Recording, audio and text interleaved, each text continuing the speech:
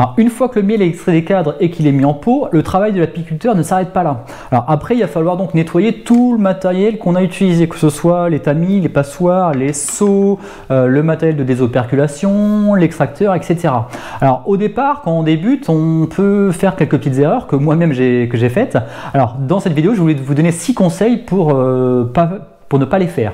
Alors avant cela, si vous êtes intéressé par l'apiculture, donc déjà abonnez-vous donc à la page Les Petits Apis avec ce petit bouton s'abonner donc juste en dessous, et également en téléchargeant donc l'application Les Petits Apis. Alors sur cette application, je vous montre toutes les vidéos que j'ai pu faire et je vous donne plein de conseils pour débuter dans les meilleures conditions.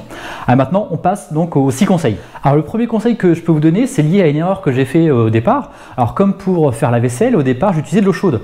Alors mais le problème, c'est que quand vous allez utiliser de l'eau chaude, vous allez faire fondre donc la cire et la propolis en même temps, et après donc ça va coller à votre matériel, ce qui va être après très compliqué à enlever. Alors première chose à faire, ça va être d'utiliser de l'eau froide. Alors en utilisant de l'eau froide, ça va permettre donc de diluer le miel et ainsi donc de décoller la cire et la propolis de votre matériel donc d'extraction de miellerie. Donc moi ce que je fais, c'est que je prends donc mes passoires, mes filtres là ou mes maturateurs, je les remplis d'eau froide et après donc avec une petite brosse légère, une éponge, vous faites décoller donc la cire ou la propolis. Alors l'extracteur, je le mets dehors, je le rince bien à l'eau froide et comme ça à la fin j'ai presque plus rien à nettoyer. Donc première chose, donc bien le faire donc à l'eau froide, donc pour décoller donc tous les fragments donc de cire et ou de propolis qui pourraient être donc sur votre matériel. Alors le deuxième conseil que je peux vous donner, ça va être donc de rincer donc vos passoires, surtout vos passoires et vos tamis, dans le sens inverse du sens de filtration. Donc par exemple, alors c'est surtout vrai donc avec des filtres, des tamis très fins comme celui-ci. Si vous le faites dans le sens de la filtration, vous risquez, si vous avez une pression trop importante, de boucher donc les petits interstices du filtre. Donc là, c'est important donc de le faire dans le sens inverse. Et donc en le faisant dans le sens inverse, comme ça, vous allez avoir les fragments de cire qui vont donc tomber, qui vont repartir et qui ne vont pas donc boucher votre tamis. Donc ça, c'est vraiment quelque chose qui est important parce qu'après, quand vous allez le nettoyer avec de l'eau chaude, vous risquez donc de faire fondre cette cire et elle va donc finir par obturer votre filtre et il sera donc moins efficace par la suite. Alors le troisième conseil que je peux vous donner, ça va être d'utiliser un petit filtre, alors une petite passoire, pour récupérer les fragments de cire qui vont être décollés lors du rinçage de votre matériel. Alors vu que vous le nettoyez à l'eau froide, les petits fragments de cire vont partir. Alors si vous mettez ça directement dans votre évier, ça risque après de s'accumuler dans votre évier, dans vos canalisations. Et après, si vous utilisez de l'eau chaude, ça risque de fondre et donc de colmater vos évacuations. Donc petite chose à faire pour éviter qu'il y en ait de trop, placez un petit filtre au fond de votre évier ou au niveau de votre évacuation si c'est à l'extérieur ou autre, et comme ça permet de récupérer donc les plus gros fragments et éviter que ça puisse ensuite donc boucher vos tuyauteries.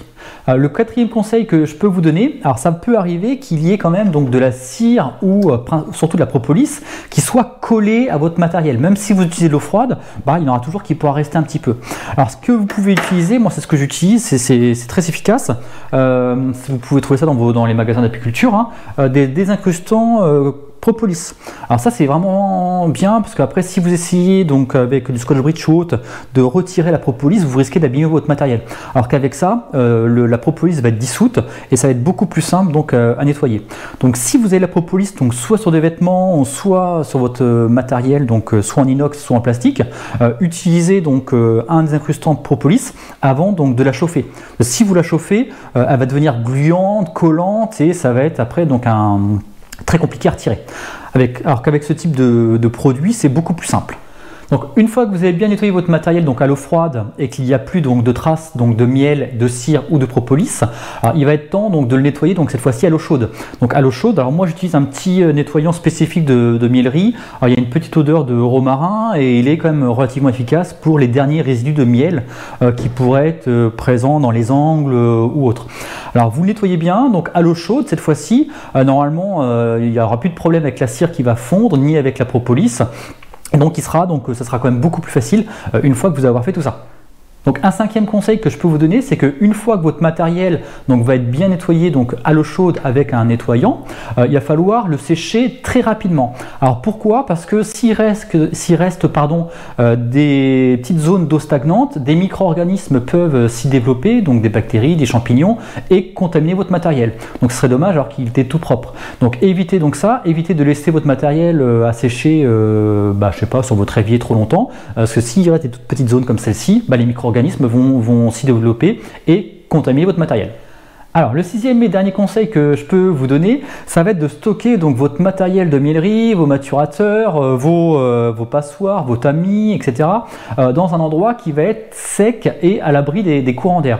Alors c'est important parce que ça va permettre d'éviter qu'il y ait de la poussière qui vienne de se déposer dessus ou qu'il y ait des moisissures qui viennent donc s'y développer si l'endroit est humide, et ça permettra de vous faire gagner un certain temps sur l'extraction suivante. Si vous devez tout nettoyer à fond, vous allez perdre du temps alors que votre matériel était déjà propre.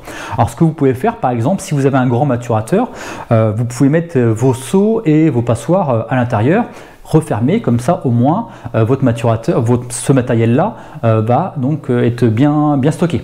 Alors si cette petite vidéo vous a plu, n'hésitez pas donc à la liker sur YouTube et à vous abonner donc à la page donc les petits applis. Alors maintenant je vais vous présenter une autre petite vidéo, mais cette fois-ci ça va être sur le nettoyage des hausses. Alors les hausses, on a vu donc dans les précédentes vidéos que les cas donc on a retiré le miel, mais il reste toujours un petit peu de miel donc à l'intérieur. Donc la vidéo suivante, je vais vous montrer comment moi je fais donc nettoyer donc ces cadres donc à mes abeilles en leur faisant lécher.